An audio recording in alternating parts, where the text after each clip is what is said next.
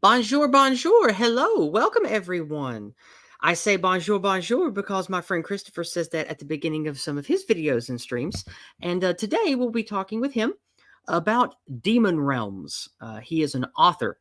He writes and creates a wonderful dark fantasy setting. He's been writing for many years, and he has spent his money wisely to create to hire wonderful artists that make great artwork for his books and stories. We're also joined today by Ginger Monster, my friend Ginger, because as you will learn, Ginger will be working with Christopher in a particular way, and so we'll be talking about that today as well. Before we get started, I'd like to remind everyone that if you would like to ask my illustrious guest, Christopher Everard, questions about his work, about his artwork, about anything that you want to ask him, please do so via Entropy for even $1 or $2. I will read out what you ask him. You can also send those same short comments and questions via PayPal, Cash App, or by Rumble via their Rumble chats, or you can send a hyper chat over on Odyssey. Now, with that being said, we are going to bring on my very esteemed guest, Christopher Everard, and my good friend, Ginger Monster. Welcome to the stream today, gentlemen. How are you two doing? I'll let you, British man, speak first. Sure thing. I'm doing quite well myself. I've as of last week, my family decided to pop up and visit me in Scotland. We had a wonderful time wandering around the nearby countryside, seeing some truly incredible sunsets across the sea. It was that absolutely sounds lovely. delightful. But did you How many? scream freedom to the sea? Well, no, I'm not a Scotsman. I'm an Englishman living in Scotland, also known as a colonizer. hey, we do it the best and the nicest out of all of them. Oh, absolutely.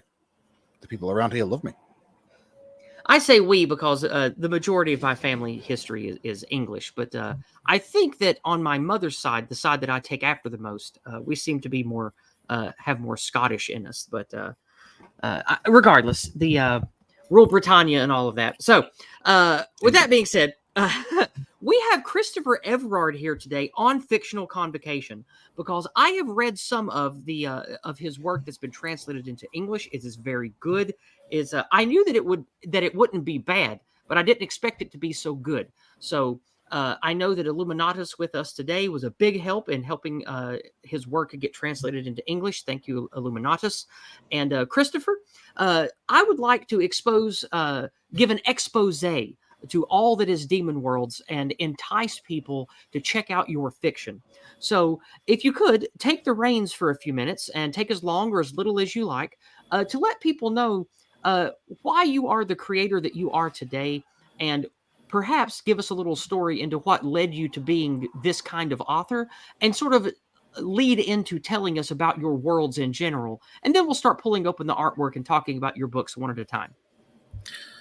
Well, it's quite vast, but I will do my best. And it's not a joke, but when I was but a wee little Belgian, I always loved imaginary universe. Like one of my very first crush, so to say, about a franchise or a TV show or something was Ninja Turtles, and I watch everything. I had every toy and everything, and it was almost a point to a religion. And I was like 2 or 3 years old, something like that, and it never changed. Like it was franchise after franchise after franchise. I think I peaked when I was like 9 or 10 years old with Dragon Ball, then Pokemon, then Warhammer. But Sounds similar to a lot of us. yes. But what I mean by that and why I start with this is that even though I didn't write at the time, I had a very strong imagination, and I I wrote my very first more or less story when I was in school. I was bored to death, and I wrote a very short story like some kids going on an adventure on a Mayan temple with snakes and rock strap and stuff like that. This kind of story or of adventure. And then I wrote and I wrote again, and when I thought I had no future in the work environment, the work life, having a job. Uh-huh. I said to myself, well, if I could write and make money with what I love, it would be great. And then I started to write about my universe, so Demon Realms. A long introduction, but since I have 5 minutes to fill, yeah, I started writing about that when I was, I think, 18 or 19, something like that, and I never stopped. I had to take a bit of a hiatus because I was homeless and stuff like that. My life was not the best, but still, I was very passionate about it, and now I have almost 6 books published, 4 actually published, and 2 soon to come to be published. And my universe is it's what we used to love and what was more common back in the day and the 90s, the early 2000s. It's just escapism. This is what I promise you, all of you who are listening to me.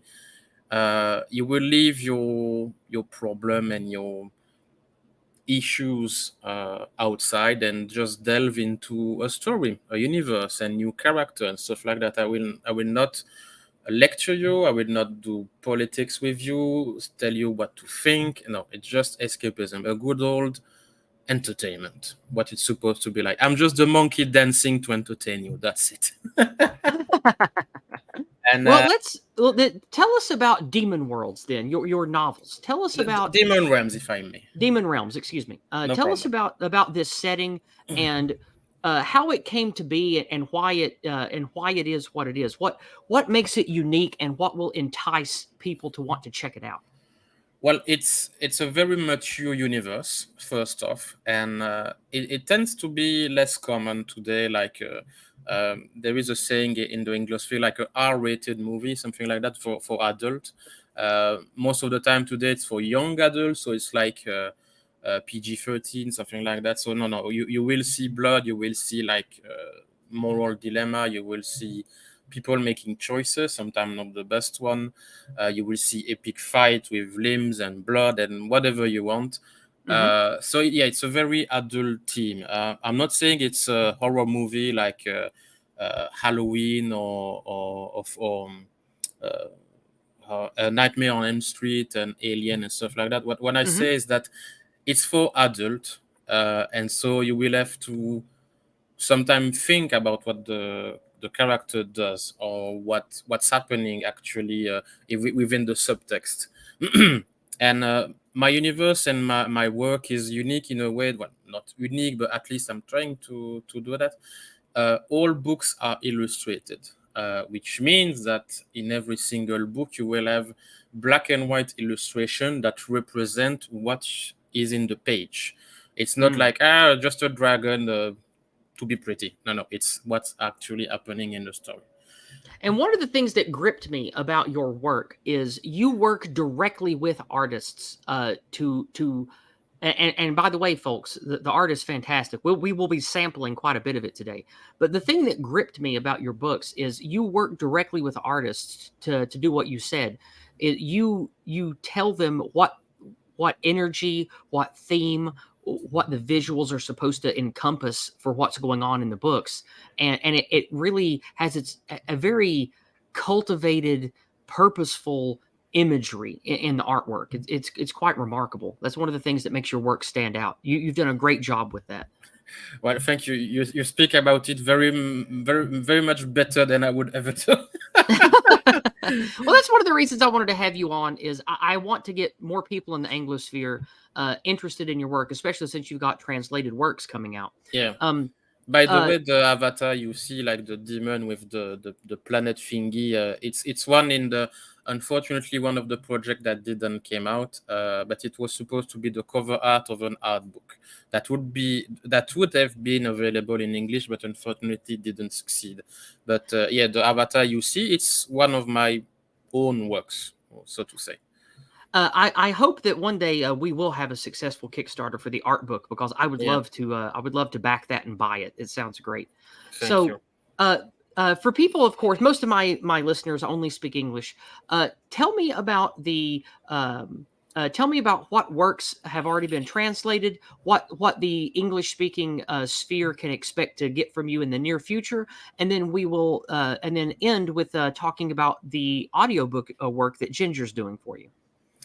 So for now, only 4 books have been published. Unfortunately, only in French. They are what I call it the pillar story, which is the main saga. It's a saga that will be between 7 and 9 books. I'm not sure about the final number. And one short story, around about 100 page, maybe less, will come out in a month or so, maybe 2 months, something like that. And that's the one that's going to be available in English, correct? Yes, it will be available in English and French, and it will be published with Dave Martel from the Bizarre Archive. That I think some of you may know what he does and who he is. I think a lot of my audience knows Dave Martel. Buy books. Yeah. He likes to shout that. Yes, it's. I'm looking forward to that, and I can't wait. I will definitely be buying one as soon as it's available. And after this, I think it will be in March next year. There will be another Kickstarter project, and in this you will have the possibility to make itself come to life the translation of my first main book, so the volume 1, and there will also be available another short story. Or at least that's the plan. So if imagine you don't buy the book that come out in a month or so, during March there will be a Kickstarter where you could acquire 3 books available in English of my work. So the first big books, which is more or less 400 page, and 2 short books, and all of this in the same universe. So it's in Demon Realm story. Well, I can't wait. I will definitely be backing that, and I will put whatever dollars I can towards it, because I would like to get as much of your stuff out and active in the Anglosphere as possible. All right. So let's talk now about Ginger. Now, Ginger is here today not just because of his beautiful voice, and he's my friend. Technically, yes, he is, because of his voice. Well, the true, but I was about to segue and say, but it is because of that beautiful voice that he's going to be working with you on an audiobook, yes? I will let you take the floor, Ginger. Thank you. Yes, Christopher and I are going to be doing an audiobook. The text in full has now been translated for a little bit of a time, but I just simply haven't gotten around to actually doing an out loud reading of it. I have read through the story itself as of last weekend, which was, I must say, a very, very good read. As I like all of the characters that feature in the story, even the more background characters they are fleshed out to sufficient detail that they don't just feel like they've been inserted for the sake of insertion. Mm-hmm. It's very I don't really know how to describe it other than it is very well and professionally made. And kudos to Illuminatus in the chat here for having produced such an effective and well-structured translation. Converting between French and English, I imagine, is not an easy task. No, especially with how artful and how varied the French language is with being expressive. There's so many words in French. It must be a difficult task, because you'd have to have a real mastery of each language to make a proper literary translation between the two. Yes, and there is a good example. Let's say that you talk about someone and you nickname this person the silent one, for example. Mm-hmm. You have multiple translation possible. And one of them, and depending on the context, it might be the most correct one. It would be something like celle qui est silencieuse. So it's like 4 words. So yeah, English, French to English is not as easy as it might appear. All right. Well, this reading, when do you guys think that it will be out and available? Do you know, like maybe by the end of the year? Like, what are you expecting? The story that Ginger is speaking about, which name is the Underworld, is will be available next month or during October. Hopefully next month, because I have a very big convention in France that I would like to be able to showcase this book and make the release there. Because very big event, like 100k people in attendance. Ooh, So that's yeah, a it will huge be. convention. Wow. Yes, and I would like to be able to have this book for this event. It's the 30th of September, so hopefully it will be available a bit earlier. If not, yeah, during October it will be for sure available. Okay. The last thing that we have to do is the layout, and it's actually being done right now. Excellent. Excellent. Regarding the audiobook side of things, I have yet to start producing any recordings that I would consider to be of sufficient quality for the purposes of having the audiobook put together. However, I do plan to get that process started this week. Unlikely tonight, quite likely tomorrow night. Yeah, and then I will have to do the editing, but it's not that long of a process. So yeah, hopefully all of it will be available at the end of September. So the book on the Biz Archive, and for me in person at this convention, and the audiobook also. Fantastic. Well, as soon as it's available on Bazaar Archives, I will buy it immediately because I can't wait to have it. All right. Well, now that we've given you guys plenty to think about and given you an introduction about Chris's work in general and what you can expect, I have open a pair of Google Drives here that has a ton of the artwork, and I'd like to look. First of all, I'd like to show you guys the cover of his first 4 books. So we're going to start with this. Let me share the screen here. There it is. Okay, here we go. We will embiggen. There we go. All right. Let's see. Can we? There we go. This is the cover of book 1. Yeah. Who came out in 2018. Do you want to tell us about what's going on the cover and maybe translate what's on the back for us? Oh, translate. I'm not sure I'm that talented to do it. But well, I can say at least on the right part of the picture. So the title of my book saga is Les Royaumes Démoniaques, which in English we decided to go with Demon Realms, and the first book, so the volume 1, is called The Stone of Ages, and it's more or less the introduction, not only that, but at least a tiny bit, because you have to showcase and at least present the universe and the story, and what's the stakes, what's happening, who are these people, blah blah blah. So every first book of a book series need to have at least a bit of exposition, and so this is the story of the human with the sword you see on the cover, which is named Siwen. And he's a lightning mage, and he is a wanted man, and he's seeking the Stone of Ages, and that's all I can say without spoiling. But I can add a tiny bit. It's Sure. not for most people say, "Oh, this is a fetch quest," blah blah blah. Actually, no, because you meet this guy Siwen at the very moment when he's about to get the stone. So it's not like you won't follow the guy for 200 page or more to get the shiny rock. No. Okay. So this isn't Lord of the Rings. This is No. This is like stepping. I'm going to insult your work now. This is like stepping into the second Hobbit movie without seeing the first. No, not a very flattering comparison. But technically, even the Hobbit story is a fetch quest. So no, it's more. In the chat, Callum spoke about the manga Claymore, and it's more like that. It's more like this kind of work, like Claymore, Berserk, Witcher, what's the name in English of the book of Hobbes, the woman, Royal Assassin, something like that.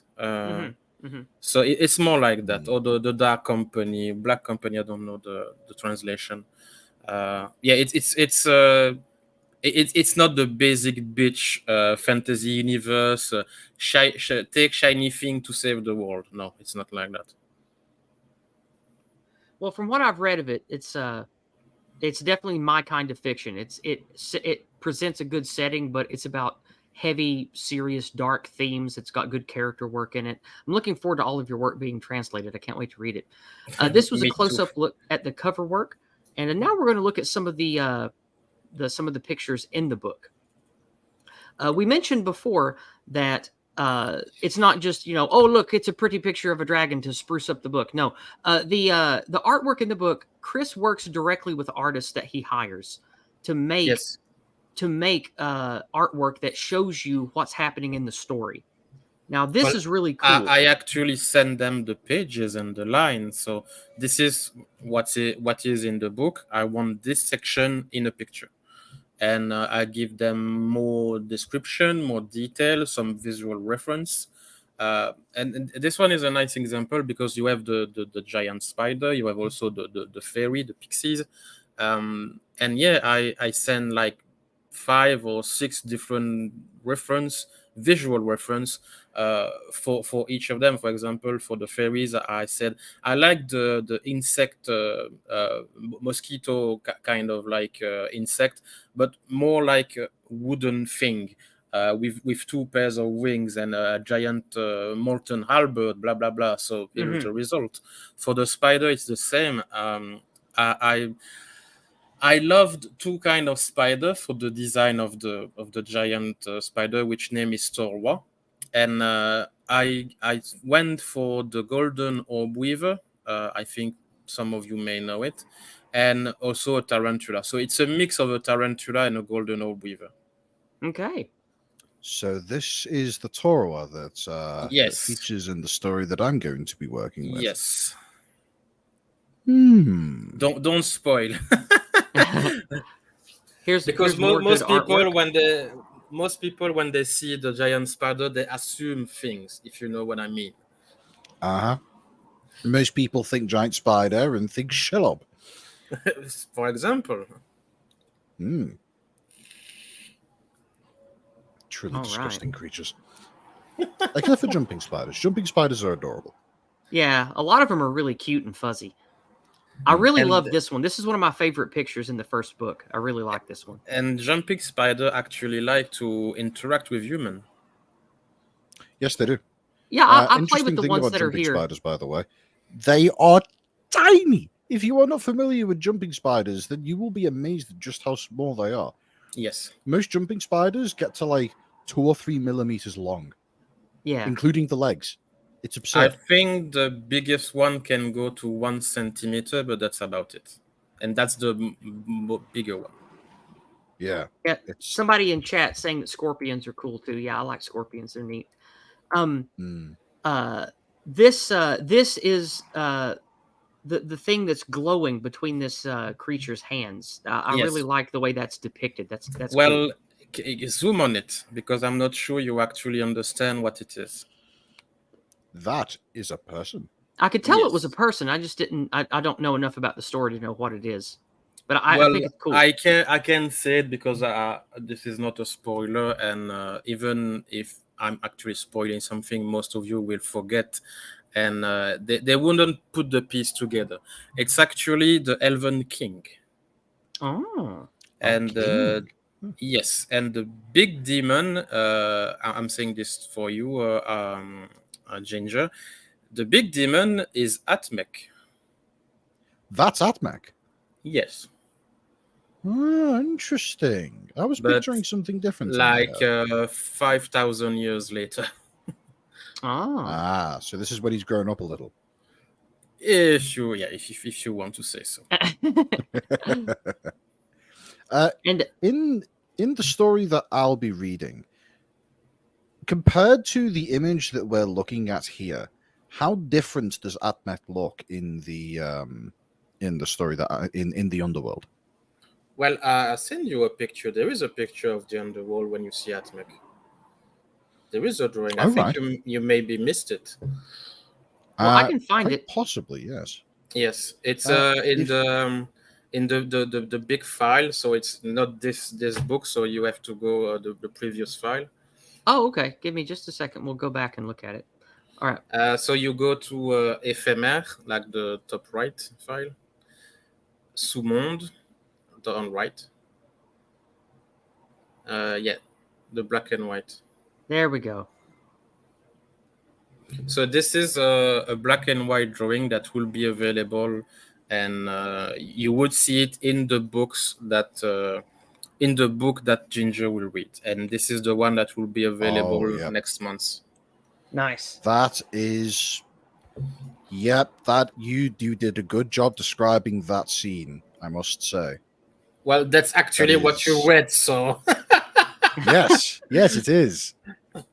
That is incredible.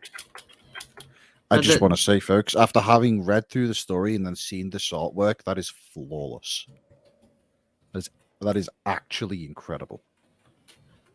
I like the dwarves in your worlds, Chris. I like Thank you. the way that you depict the dwarves. They have a really good voice as like a fantasy race. They have a good voice. I like them. Well, in the design, I went mostly the route of the Chaos Dwarf in Warhammer, but not actually chaos. Like I kept the design and the idea of a more not evil but more serious race. Like there is a dark underline in it, but not actually like evil. Mm. Well, for sake of time, then we're not going to look at everything, but let's move on to the second novel now. We're going to pop open that one. Okay, let's look at the cover art. Okay, it's not there. I have to pull it up down here. There we go. This is book 2. Yes. Check this out. And the title. I clicked the wrong thing. There we go. No problem. The title of this one is called the Fire of the Living. And it focuses a bit more on the key moment of the past that made the situation what it is in the beginning of the first book. So it's a bit of a flashback, not actually flashback, but how to say that in English? To put things into perspective, this situation is like that because of this that happened in the past, or this character is like this because of this event and stuff like that. And for example, yes, you see and you understand why dragon are in the mix and why and how and what they are, because I don't explain what dragon is in the first book. I just say they are dragons, and you understand that they are a bit special, that they are not like other monster or other creature in my universe. And in the second book, I explain it. I think now I'm not a literary person. I'm not a writer, but is that what they call backstory? Creating a backstory? Is that yes? That but backstory can mean different things. Okay. It can be just the background of a character, like I create the story of my character in D&D, so this is a backstory. Okay. Okay. But you can also say backstory in the context I'm speaking of. Yes. Okay. Well, let's look at some of the pictures quickly in book 2 here. Let's see. This is one of the ones I really liked. I wanted to look at this one. It's funny because this is the key event that made the dragon what they are in the first book. Well, you know me, I love dragons. It's the crux of why the dragon are the way they are. The thing that I like about the thing that I like about the art style that you've used for the majority of the depictions, like especially the more action-packed depictions, is that the black and white, almost smoky and ephemeral nature of the artwork makes it seem as though less that this is actually how it happened, and more like you're peering into the mind of somebody who was witness to this event happening. Yes. Like, Oh, that's a good there way are- to say there are that, these- Ginger. Yeah, definitely. I see that Yes, too. Yeah. it's like Yeah. living memories or a picture of an actual souvenir or something. It's Yeah. that's where I went because you see on the corner of the drawing, it's actually transparent. There is no like rigid line. Mm-hmm. I don't know what to explain it in English. I'm not sure, but yeah, the corner of the picture, they are like blurry things. It's Yeah. not straight Yeah, line. it's out of focus, I think is what you're trying to say. No. It's the edge, something like that. The limit of the picture. I don't know. And English is not my The main border? Okay, language. yeah, I think I know what you mean. Yeah, Yeah, the edge, the border, yeah, the the border. Thank you. outermost section where the picture comes to an end. Yes. Yeah, I see that. Look at that. That's nice. Yeah, and Yeah, it has a it very nice fades effect out. in the book actually, because if you have like straight line and stuff like that, it's like a box. Like this is a colored box. Now I have like almost like the brush of a painter. It's very That's, good. Another image that caught my eye is this one. I really like this one. Tell us about this. well, this one is it's actually like maybe the bad guy, so to say, Uh-huh. or at least one of them. And it's one of his form when he actually speak to the shiny sphere that is near him, and it's very difficult to explain Okay. Well, then you don't have to. without reading it, because he's communicating with the sphere, with the light, and he speaks about very important things. So I don't know actually how to explain that in words, but it's in middle of nowhere, like the space, or like where matters meet non-matter. I don't know. And yeah, he's actually having like a divination session or something like that. One of my other favorite pictures in this book is this. I really like this. Do you want to tell us about this dwarf? So this is in the current timeline, so not what you read, the Oh. Ginger. It's the queen of the dwarf, which name is Tlakima, and she's an orphan that was adopted by the previous king, and he decided to put her in the succession when he died, so to take her place on the throne. And the actual Ooh, I can family imagine of that annoyed a lot of people. yes, she survived many assassination attempts and one coup, and yeah, she survived. I love this artwork. She looks so cool. She's There's very there's one character in the story that I read in particular that I can imagine was especially annoyed at this person becoming the king or queen, as it is. yes. I see what you mean. Yes, what actually is what actually the descendant of this person, and yeah. Yeah, the dwarf are a bit classical in my universe, at least, compared to other dwarf, meaning that ancestry, tradition, blah blah blah, it's very important. Mm-hmm. Mm-hmm. But Good stuff. unfortunately, the previous king knew that he couldn't trust his court or his children, so he decided to put her in his stead when he passed. All right. Next up is book 3. I really like the gross cover. Yeah. I had so many comments on this one. I love it. The creepy little imp child. Yeah, it's not an imp. Fun I fact: love this. this is how the average lefty woman thinks of their unborn child.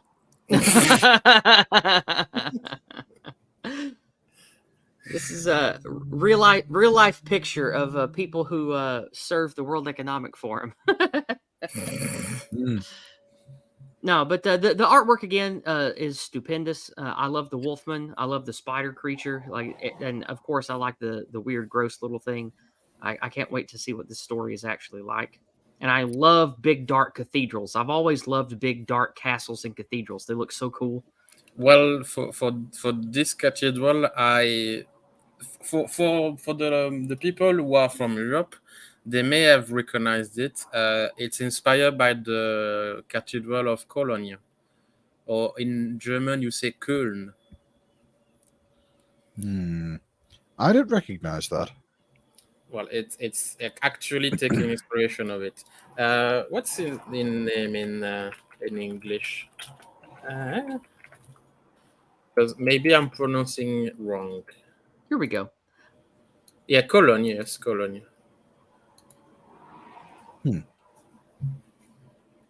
And the kid, the deformed person on the front, is actually a very important character. Very, very much so. He Yes, is I almost the remember. centerpiece of the third book. Well, that's I cool. remember seeing. I remember you telling me that this character, whilst looking visually pathetic and I don't know, disgusting, I would say, Yes. it ends up developing a very important role within the story. That Yes. yeah, that's looking at those quote unquote eye holes definitely makes me feel uncomfortable. Yeah, most for sure. most of the people say that, yes, but yeah, it's very important because it's actually, I won't spoil anything, don't worry, but it's directly linked to like the gods and stuff like that, and the conflict and the Stone of Ages and blah blah blah and everything. Well, let's look at a couple of pictures here before we move on. And of course, we're going to be looking at things that are dragon related because I love dragons. Well, this is not a dragon. Oh, I know, but it has a very draconic face, and so I like it. Ginger, does this picture remind you of something?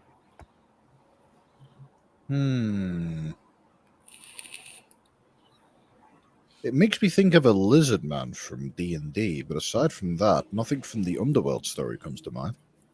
Oh, you should. I'm a bit disappointed. Oh, because care to enlighten me? definitely it has inspiration from the lizardman, not from D&D but from Warhammer. But a lizardman is like another lizardman, so it's okay, I understand. But this character is actually Atmec. Oh, Is it? okay. Okay. Yes. I see. So earlier in the storyline, then, before he becomes bigger and different. I won't comment on that. Okay. Here's the thing. So far, I have seen 3 depictions of Atmec. Yes. The first one looked like a typical demon from like how you would see depictions of the Bible. The second one looks like big angry lizard man who is, for all intents and purposes, entirely savage. This one looks like a very civilized individual who is clearly sitting upon some captured throne of sorts. And these 3 different depictions strike me as entirely different characters. Not to mention the fact that in the second depiction, he was supposed to be somewhere in the realms of 3 to 4 meters tall, whereas this just looks like somebody who may be on the tall side of things, but not especially so. Well, you don't know how big the throne is. Ah. Oh, that's true. I don't. Well, let's look at How big do you think the fiery pussycat are? I love this one. This one really speaks to me. I love it. Do you want to tell us a little bit about this without giving spoilers? Well, first off, this one is the smallest dragon ever. And she technically is a white dragon. Mm-hmm. And the person who is dying on the side is actually a king of very, very old. I won't say who or whatever. Okay. And it's not actually clear because of the blur effect, but there is two assassin like in the front of the picture. You can Yeah, I see a was going to ask you dagger. because it sort of looks like cloaked or hooded figures. Yes, they are assassins. Okay, cool. All right. And they come into a room and they see, oh, giant lizard. But yeah, this This is wasn't on the contract. yes, definitely not. Well, it's a funny thing because in actually the contract or the order and stuff, the dragon was not supposed to be there. Was not supposed to be there at all. But yeah, this is the demise and the end of a king.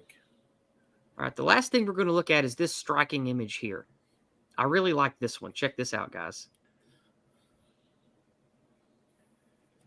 Oh yes, this one's Look at that. definitely epic in scale. Yeah, Yes. I love this. I can't wait to figure out just what the hell is going on here. I can't wait. This is the I can say without spoiling. This Well, is then that's fine. You the don't have to. I just really love this image, and I wanted to share it to entice people to get into your work. well, you can even zoom on like the small, not fire, but the thing that emerged from the battlefield, because if you zoom on it, lower again, no, lower on the ground, yeah, Oh. yeah, you see that things are taking shapes. Mm-hmm. And they are actually like soul or magic energy, or to be more precise, like elemental. So it's like something coming out alive from corpses. Mm-hmm. Well, And if Very I cool. had to make a guess as to what's happening here, this is the site of a battlefield, yes, and some great demonic entity has decided to begin pushing his power into the various newly created corpses in order to raise an army of some kind for some future nefarious deeds.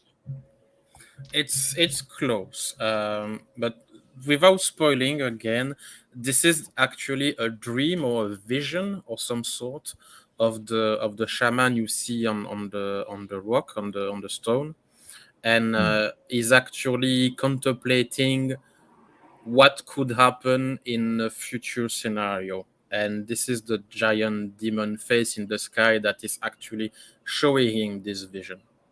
Mm. Oh, by the way, an interesting point about the previous artworks that we've seen featuring the demon Atmec. From my reading of the Underworld, Atmec is so far my favorite character, Yes. and seeing the additional artwork of Atmec has reinforced that. Cool. I'm very curious now that you actually read the main book to see who is Achmet actually. All right. Well, that's enough previewing of this one. Now we're going to move to the fourth book. I like the chat because they like imagining a scenario where the assassin go to see the dragon with the king, and they like no, you go first. Steven, spat. Here's the cover of the fourth book. Yeah, so that's the last one that was published, and this is actually the final book of the first arc of the big story that is from my main series. Ooh, Mr. Magic Man doesn't look like he's having much fun there. Well, that's actually Siwen, the lightning mage of the first book. But he's actually on all cover. But I could it's actually not recognize that as Swen, by the way. It's a the depiction is consistent enough that you can tell that it's the same person each time. Normally, so between the 7-9 book, there will be 3 arcs, and so the first one just ended at the end of the 4th book. The second arc will be, I think, 2 books, maybe 3, and the last arc will be the shortest, 2 books, I think. So this is why I hesitate between 7 and 9 books. I'm not sure about how long will be the second act. That lead to the final conclusion of the things. Okay. But I remind everyone that even though I will finish this book series, of course, and there is like short story, blah blah blah. I will work until the end of my life on this universe. So this is not big. If the main series ends, this is not the end of Demon Runs. I will work on it until my dying breath. I like maps. Fantasy maps make me happy. What about you, Ginger? Oh yes, fantasy maps are very, very good. Now, I'm quite interested to see how much of the detail in this map I'm actually able to recognize.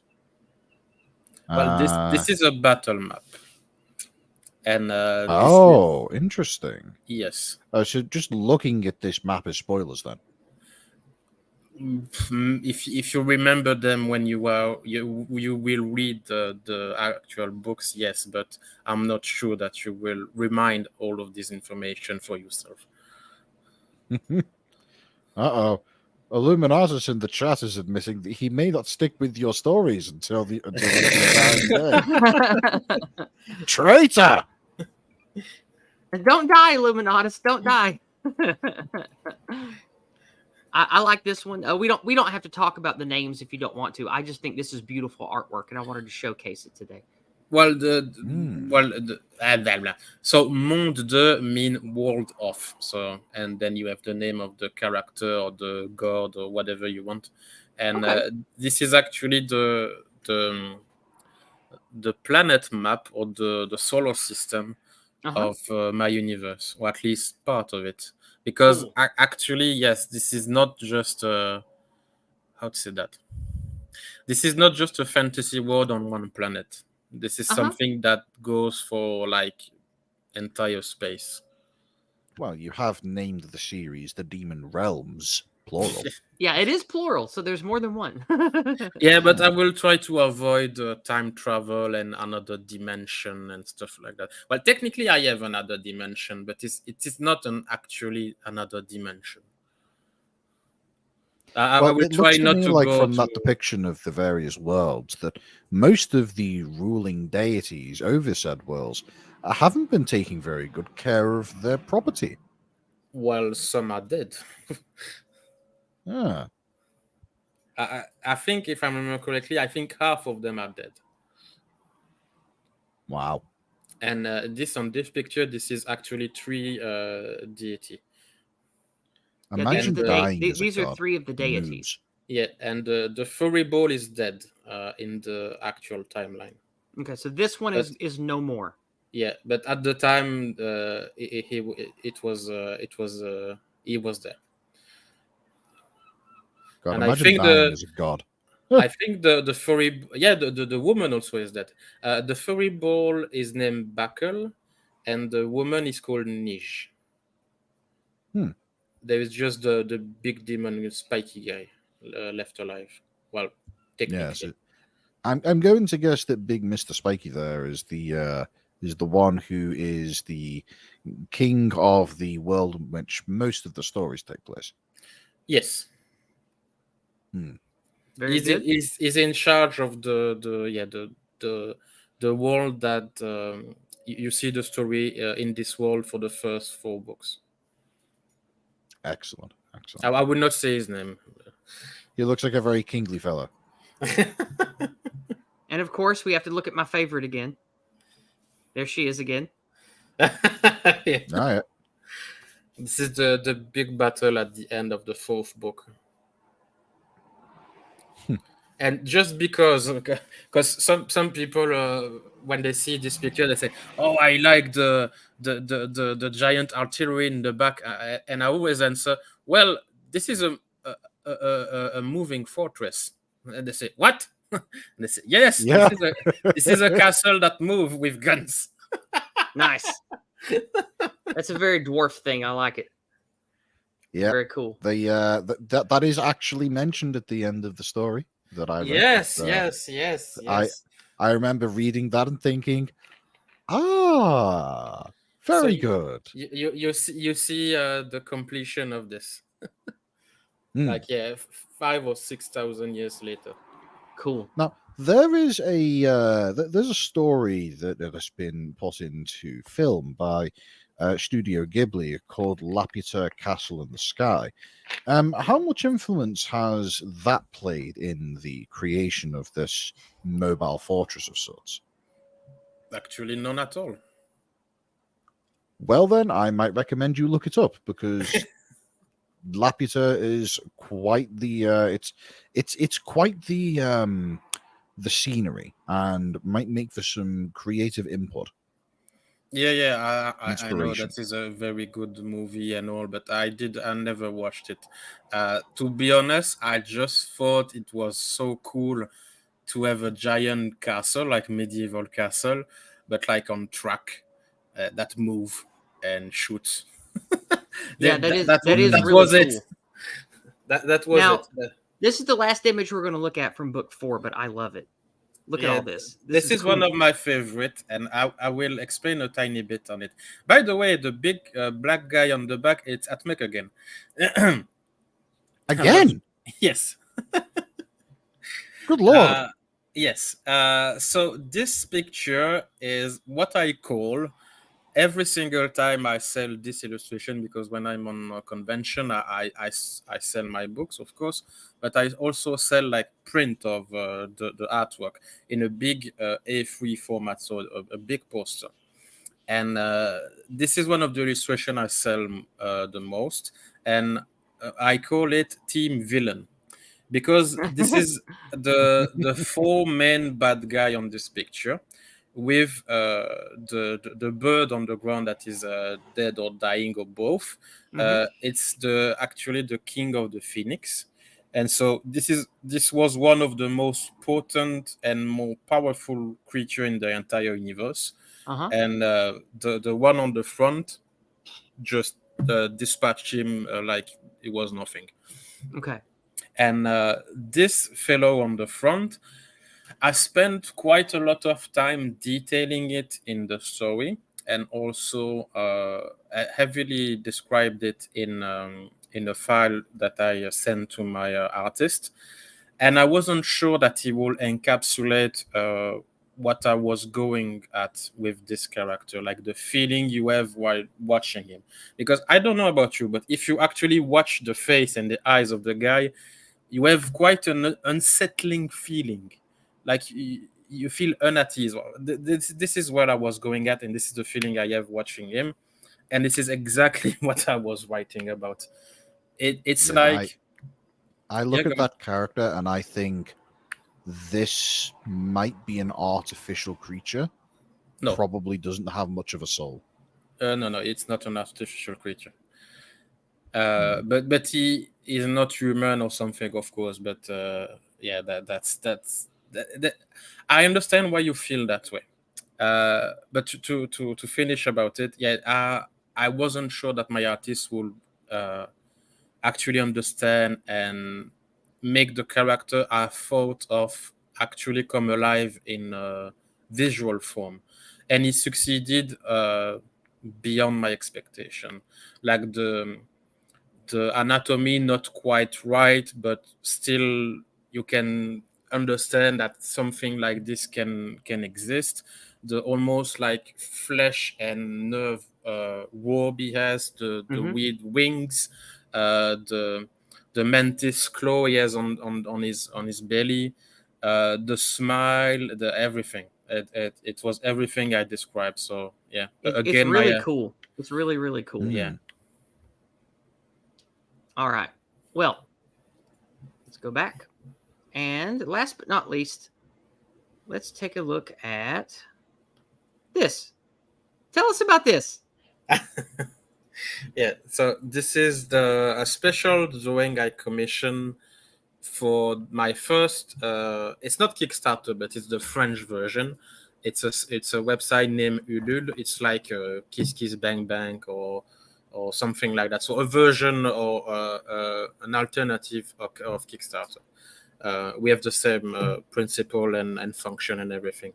And if I went to a special threshold, I would have commissioned this, and this happened. So this is the drawing, which say thank you, and this is all the main character or like sub characters, so to say, that appear in my books on with the first, second, and third book, so not the fourth.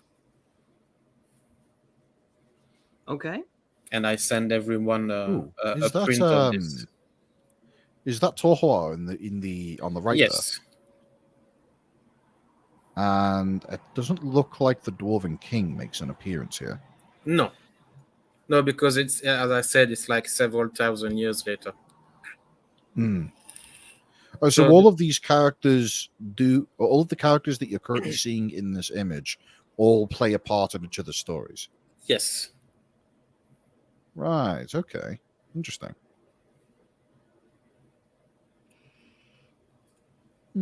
All right. So, I guess Toho is a very ageless being. Well, have you seen the appendices with the timeline of the dwarf? Have you watched this? No, I believe you did show me that once, but it was all in French, so I I, wasn't I able have to an make much English sense of it. version. I will send you this in English. Do you want me to send it to you? Yes, the English translated timeline of the dwarf. oh, of course. I want everything you'll share with me about this setting. Yes. It's wonderful. 1 second. So I will send it to you on Discord. Okay.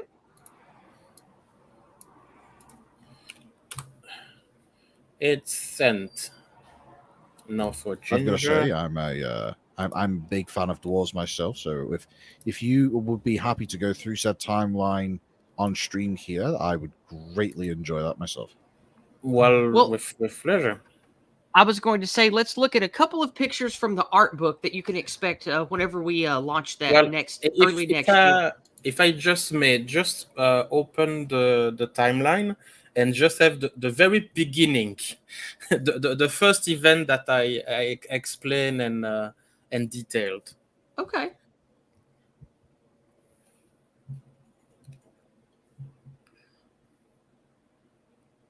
So the top left.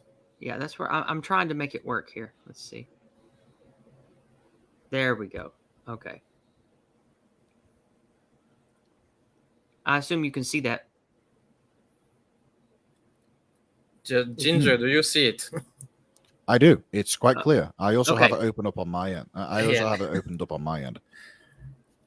But yeah, so yeah, the dwarf and the giant spider Torwa are very like intertwined. The fate I link together more or less, because it's the giant spider that discovered the dwarf and teach them everything they know.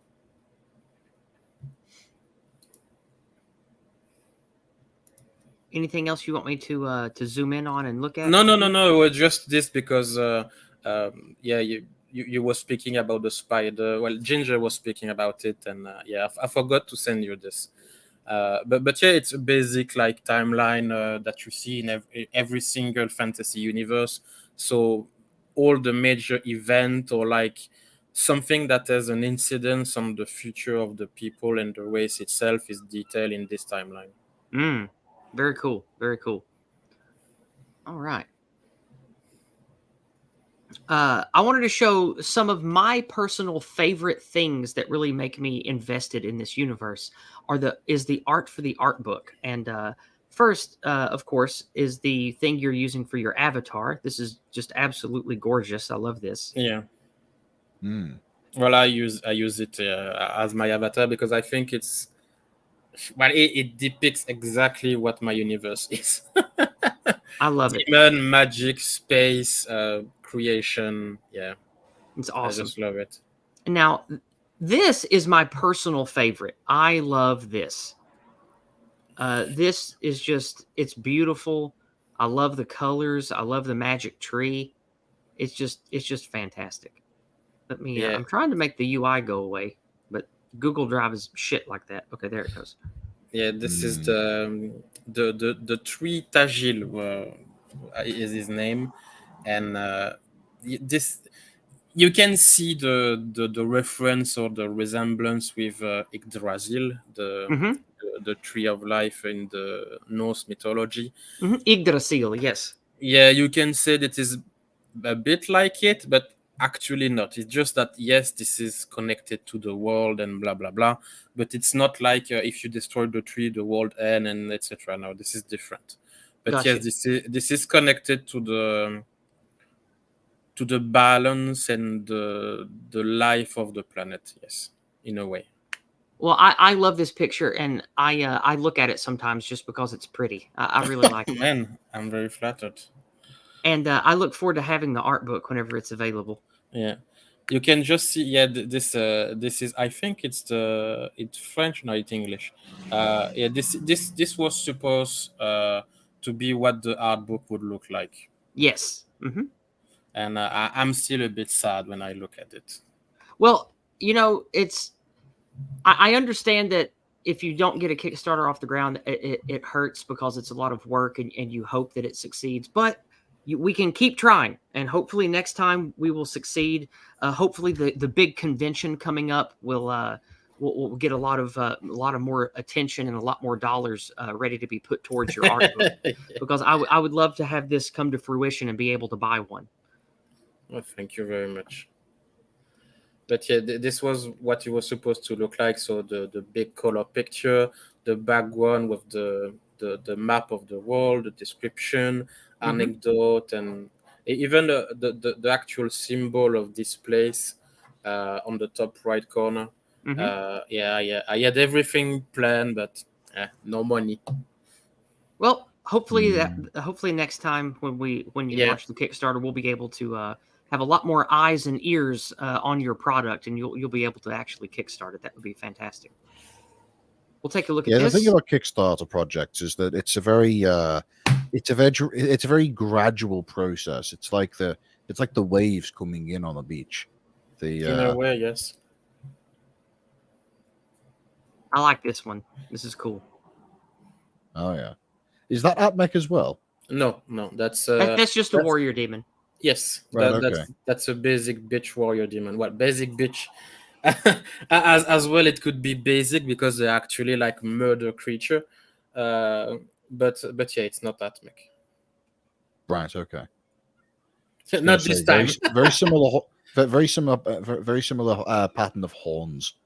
Yes. A bit, yes, but not actually the same. Now this The- I love. This is the Leviathan. Ooh, big fish. This is actually, if I remember correctly, in my universe, because it's been a while since I looked into it. I think I'll just name this a killer whale, because that's actually what it is. It's a whale that evolved very devilishly, devilfishily, to be a giant monster creature of the sea depth. Like they trade the mouth, the gill mouth, I don't know how to say that, to an actual like jaw. And they are the main threat. They surpass everything. Not actually, they are not the most dangerous because they are bigger stuff in the sea depth, but they are the most common, the most numerous, and since they are so big, it's like 10 ships in size. It's like 20 50 meters, something like that. And Wow. yeah, they are very common. Like you can see packs of them sometimes and stuff. But they are not the biggest monster. It's just that overall they are the most apex predator. It's like for example, sharks in the sea, they are the apex predator. But if a shark meet like a killer whale, the killer whale kill the shark. So it's a bit like that. Okay. Next we have this. Isn't this interesting? Look at this. Yeah. It's a giant moray eel. Well, this is not actually the name. I forgot the name, to be honest. I will need to look into it. But this is a creature that is basically a evil moray eel. Yeah, very I like. interesting. Is this something that would live in freshwater, or is this something that lives in the sea? Sea. Right, okay. I like the way the artist depicted the sunken ship in the background. That's really nice, and I really like the little glowing jellyfish things in the foreground. That's really cool. Thank you. Yes. Again, I spent a lot of time detailing everything and everyone to my artist, but yeah, it's it's a Oh long wow. process. Yeah, I wanted to. The last thing we're going to look at in the art book is this monster. What the hell is I this? I think it's my favorite one from the art book. It's I don't know what fantastic. this is, but it looks like it needs to be in a metal band. So this is a Eurbidicus. This is a monster that live in salt water and fresh water. So you see the size of a human for reference. So it's a big nope, very big nope, and it lures human to them by submerging themselves and just having the human shaped skulls appear. This one is very big, so most of them are not that size, but this is the max size of one. So when they are smaller, you can mistake them for someone who is drowning or agonizing in a swamp or something. And when a prey come near them, they use the weird tongue to, well, pierce the skull of the victim. Okay. Now this is really cool artwork. I really like this. Let's take a closer look in here. Look at this. Look how good this artwork is. This is from a different person than the black and white that you show previously. Well, the people you hire do excellent work. This is fantastic. I really like it. Thank you. Okay. I have three artists. The one that did the first book, but then couldn't continue for health reason. We are still in contact, but yeah, she doesn't do any more like big order, like 15 illustration. She's more the type of I do one painting at a time. Yeah. Then I have Thomas that do everything since the second book to a part of the art book.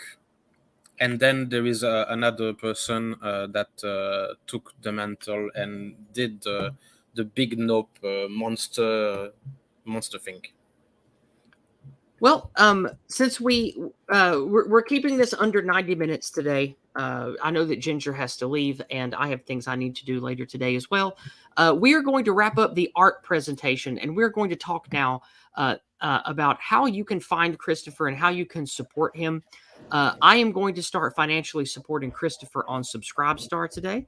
I'm sharing the link. He now has a recently made Subscribestar and Patreon, and I'll be sharing the links for everyone here.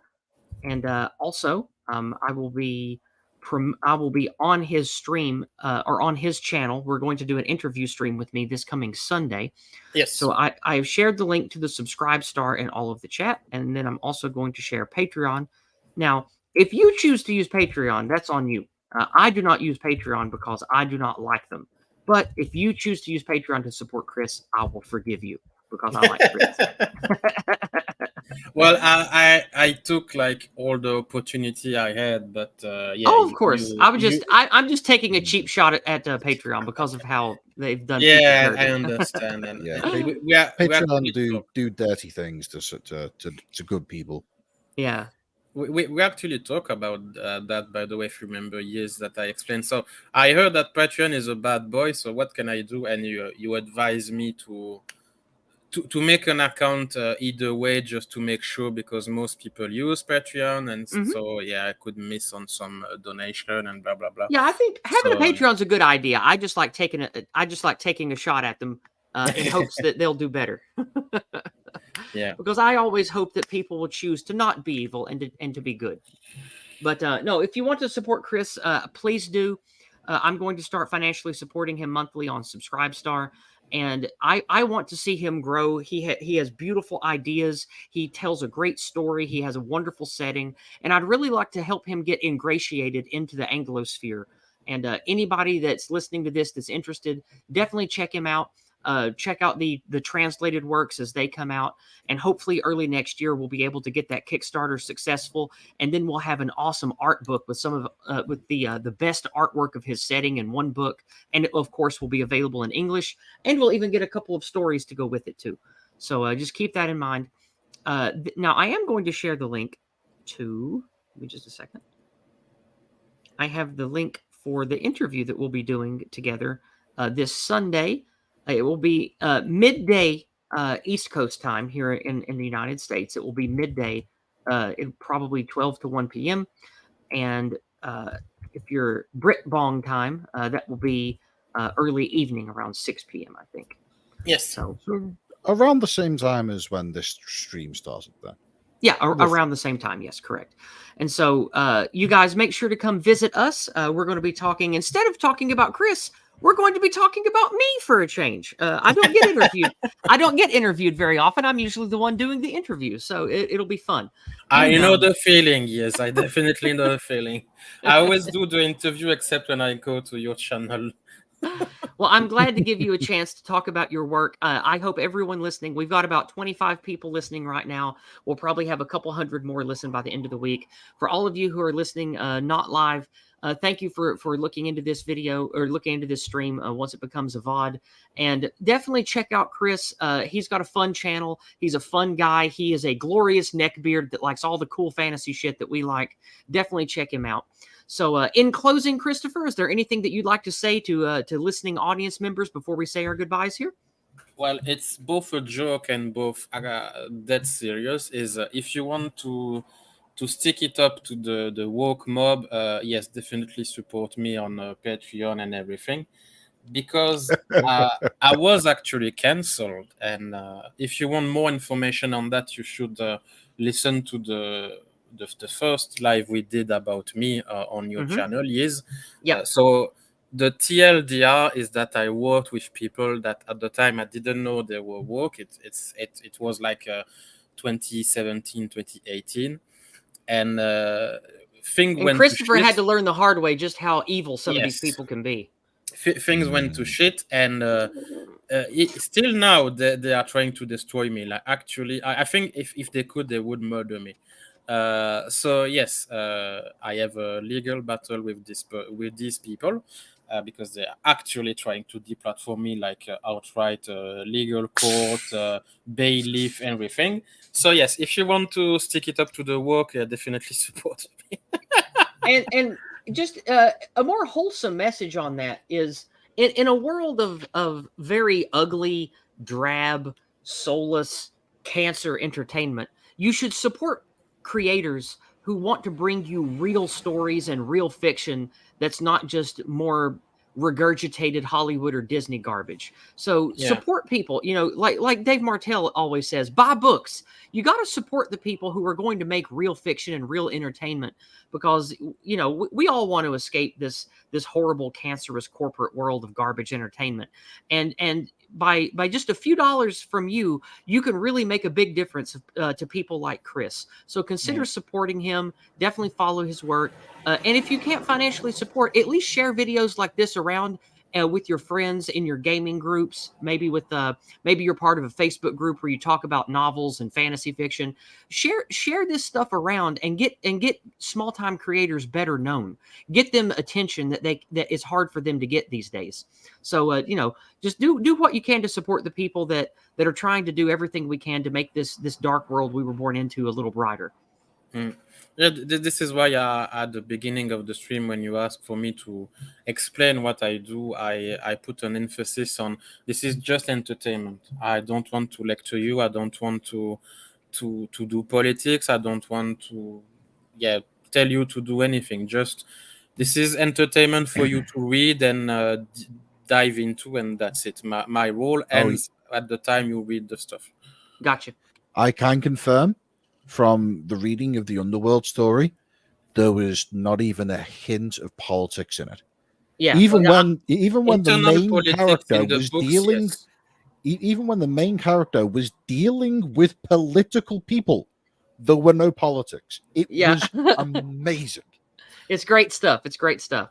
Well, with that being said, Christopher, thank you for being here today. I hope that I help you grow in the Anglosphere. I encourage everyone listening to this, check him out. Go listen to some videos and streams of his. Definitely check out his products. Very soon, we're going to have products of his available in English. We'll definitely be bringing him back on the channel to talk about those one day when those are active. And just remember, support creators that are not part of the cancer. Support people who genuinely want to make real art and tell real stories for the sake of those things alone. And Christopher's definitely a good guy for that. Ginger, thank you for doing the audio book version of one of his stories. Maybe we'll have more of that in the future. Anything you want to say before we head out? Nothing in particular. I'm just happy to be here as usual. It's always a pleasure getting to speak to my friends on such matters. Excellent. Well, thank everybody for listening, and I will see you guys this Sunday on Christopher's channel for an interview. And of course, I will have a morning walk video, maybe 2, coming out this week. And I will see you guys next Monday night for more Discordant Dragons on my channel. So, Christopher, again, thank you for being here, and everybody go check out Demon Realms. It'll be a great thing that you will be glad you checked out. So take care, everybody. Until next time.